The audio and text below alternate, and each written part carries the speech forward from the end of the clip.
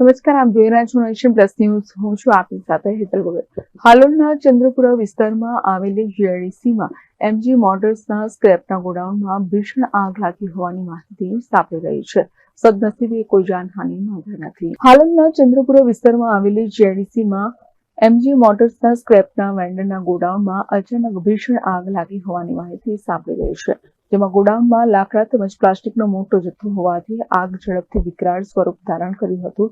આગની જાણ થતાં જ હાલોલ નગરપાલિકાની ફાયર ફાઇટરની ટીમ તાત્કાલિક ઘટના સ્થળે પહોંચી ગઈ હતી, પરંતુ આગ વધુ વિકરાળ બનતા ખાનગી ફાયર ફાઇટરના વાહનો પણ મદદ માટે બોલાવવામાં આવ્યા હતા. આગ પર કાબુ મેળવવાનો પ્રયાસ શરૂ કર્યો હતો. સદનસીબે કોઈ જાનહાનિ નોંધાઈ નથી, પરંતુ આગથી મોટું આર્થિક નુકસાન થયું હોવાનું પ્રાથમિક રીતે જાણવા મળી રહ્યું છે.